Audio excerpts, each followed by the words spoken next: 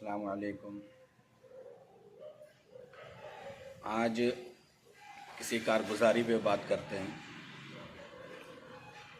एक मेरा दोस्त है जो जापान में रहता है।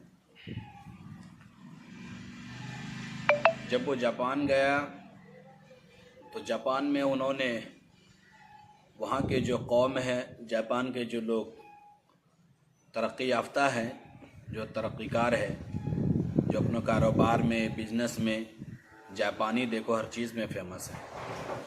आप जापान के कुछ ना कुछ हमेशा यूज़ करते रहेंगे। जापान की बड़ी बड़ी कंपनी है। तो वो कौम इतने आगे कैसे गया और हम इंडिया के भारत वाले इतने पीछे क्यों हैं? कुछ तो बात है। तो जब वो जापान गया तो उन्होंने देखा कि ये लोग इतना आगे कैसे हैं, आखिर इनकी आदतें क्या क्या हैं। तो जिस मोहल्ले में, जिस बस्ती में वो रहता था, वहाँ देखा कि जापान वाले घर तोड़ के और घर बना रहे थे दोबारा से, मतलब बनाना चाह रहे थे वो। तो उन्होंने जितने भी गली मोहल्ले के रहने वाले हैं, किसी को तकलीफ़ ना हो, किसी को परेशानी ना हो, क्योंकि बिल्डिंग टूटता है तो धुआं निकलता है, उससे धूल मिट्टी ये सब ज़्यादा प्रदूषण फैलता है, तो इससे दूसरों की तकलीफ़ होती है, सांस लेने में दिक्कतें होती हैं। तो उन्होंने क्या किया कि पूरे मोहल्ले वाले को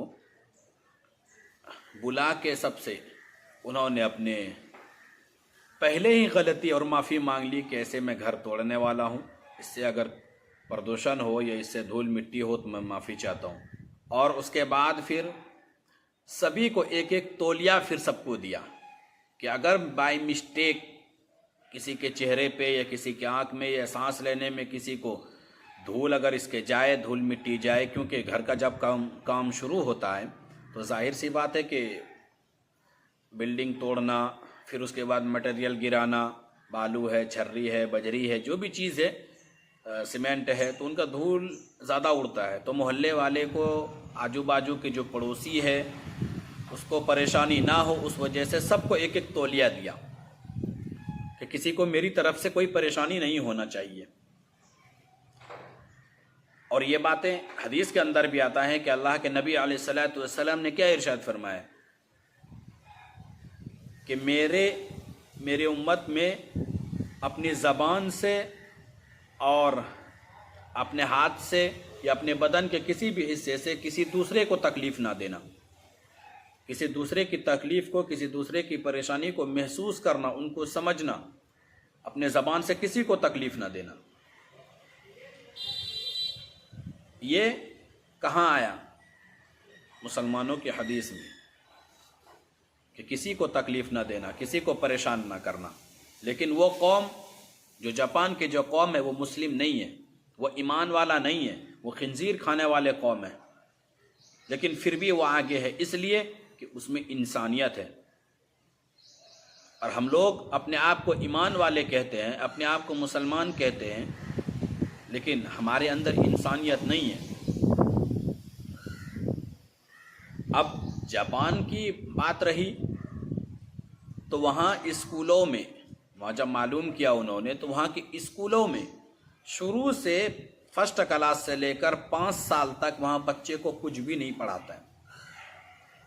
5 साल तक सिर्फ वहाँ इंसानियत सिखाता है, इंसान बनना सिखाता है, दुनिया में किस तरह ज़िंदगी गुजारना है, दुनियादारी उसको सिखाई जाती है, रोड पे किस तरह चलना है, गाड़ी किस तरह ड्राइविंग करना है, जो गवर्नमेंट का जो रूल है, जो रेगुलेशन है, उस पर हमें फॉलो करना है। वो सारी चीज़ें स्कूल में 5 से 6 साल तक बच्चों को सिर्फ वही सिखाया जाता है। जाके बड़े होने के बाद जब वो लोग अपने कारोबार में जब चलना स्टार्ट होता है, जब उसमें कदम रखता है, तो जाहिर सी बात है वो बचपन की बातें उन्हें एहसास होता है, और वो बचपन की बातों को, स्कूल की बातों को जब फॉलो करता है तो उसमें इंसानियत ज़िंदा होती है। ये रही इंसानियत। और एक हमारे यहाँ अपने भारत देश में अगर देखा जाए तो किसी पड़ोसी अगर घर बना रहा है, किसी को अगर तकलीफ़ परेशानी हो गया, अगर उससे कहो कि नहीं भाई धूल उड़ रहा है, थोड़ा पानी मार लो, तो जानबूझ कर वो ज़्यादा धूल उड़ाएगा, चाहे वो ईमान वाला हो या गैर ईमान वाला हो। انڈیا میں سبھی کسی نہ کسی بھگوان کو ماننے والے ہیں، کسی نہ کسی کو مانتے ہیں،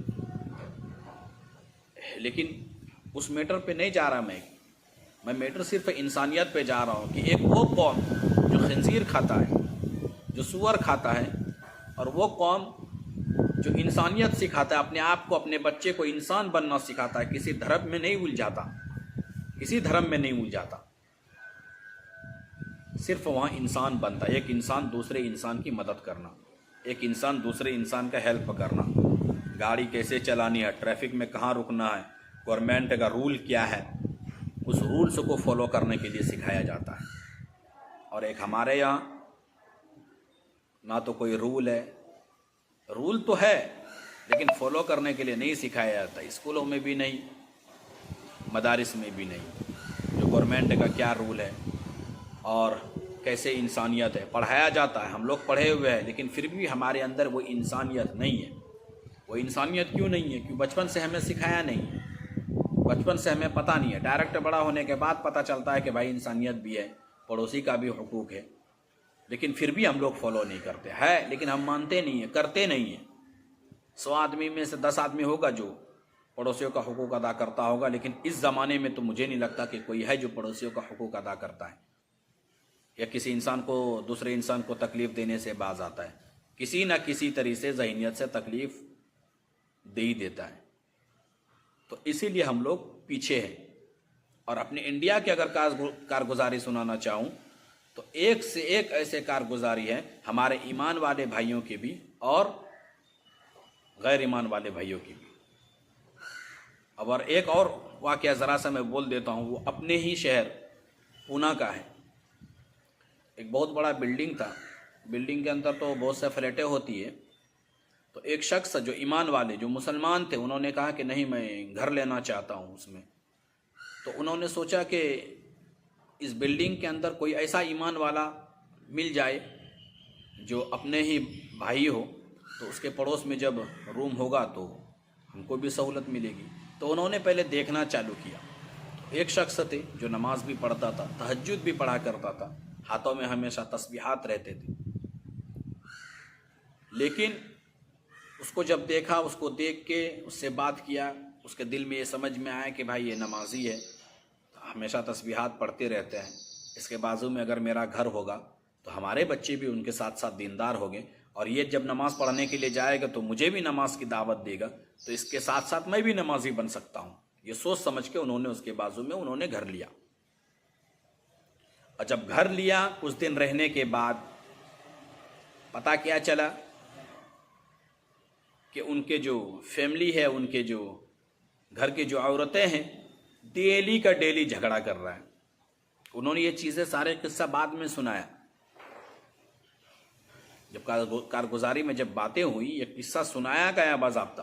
ایسا نہیں ہے کہ میں ایسے ہی بول رہا ہوں کسی کی کہانی بنا کے، یہ حقیقت ہے کہ ایک آدمی نماز بھی پڑھ رہا ہے، تسبیحات بھی پڑھ رہا ہے، دوسروں کو دکھ رہا ہے کہ یہ آدمی بالکل نمازی ہے، اس کو دیکھ کر اس کے بازو میں مکان لیا، لیکن بعد میں پتہ کیا چلا کہ گھر میں چپلے کی وجہ سے جھگڑا ہو رہا ہے، کبھی کسی اور چیز کی وجہ سے جھگڑا ہو رہا ہے، ڈیلی صبح شام جھگڑا ہو رہا ہے۔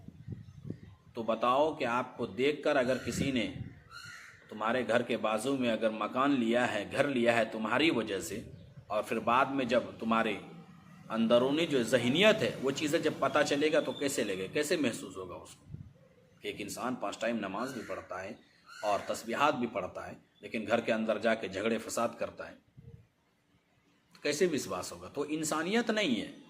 اپنے یہاں انڈیا میں کیا ہے کہ انسانیت نہیں ہے، ایک دوسرے کو تکلیف دینا باعث سمجھتا ہے۔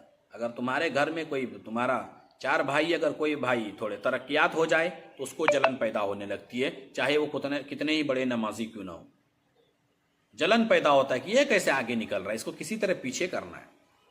پھر محلے میں طرح طرح کی چغلیاں اسٹارٹ ہو جاتی ہے، اس کی شکایت، وہ اس کی شکایت، وہ اس کی شکایت۔ مطلب ہمارے قوم میں کیا ہے کہ ایک دوسرے کو آگے بڑھنے کے لیے دینا ہی نہیں ہے۔ یہ انڈیا کا کلچر میں بتا رہا ہوں، چاہے ہمارے ایمان والے ہو یا غیر ایمان والے ہو، انڈیا کا کلچر ہے، ایک دوسرے کو جو ہے آگے بڑھنے کے لیے نہیں دینا ہے۔ تو اس لیے آج ہم لوگ پیچھے ہیں۔ اور ایک وہاں کی دیکھو، جاپان کی دیکھو کہانی، کہ تکلیف دینے کے لیے، تکلیف ہونے کی وجہ سے پڑوسیوں میں اپنے محلے والوں کو سب کو تولیہ بانٹ رہا ہے کہ اگر میری طرف سے دھول مٹی جائے تو صاف کر لینا. اور ہمارے یہاں 5 روپے کا ایک صابن نہیں دے گا کہ ہاں لے بھائی منہ دھو لے, میرے دھول مٹی گیا ہے, میں مٹیریل گرایا ہوں اور دھول مٹی تمہارے پاس پہنچا ہے, نہیں دے گا. تو بھائی سب سے پہلی جو ہے وہ انسانیت ہے. انسان کے لیے جینا سیکھ جائے, یہی سب سے بڑی انسانیت ہے. اور حدیث کے اندر بھی یہی آتا ہے کہ تم کسی دوسرے کو اپنی زبان سے, اپنے ہاتھ سے کسی کو تکلیف نہ دو, کسی کو پریشان مت کرو, تب جو ہے وہ پڑوسیوں کا حقوق ادا ہو جائے گا ہماری. تو ہمیں جو ہے انسانیت سیکھنا ہے, اور خود بھی سیکھنا ہے اور اپنے بچے کو بھی انسانیت سکھانی ہے. پہلے انسان بنو, بعد میں پھر کیا ہے ہم لوگ تو ہے ہی ہے, لیکن پہلے انسان بننا سیکھو تو بہتر ہے. ملتے ہیں اگلے کسی ویڈیو میں.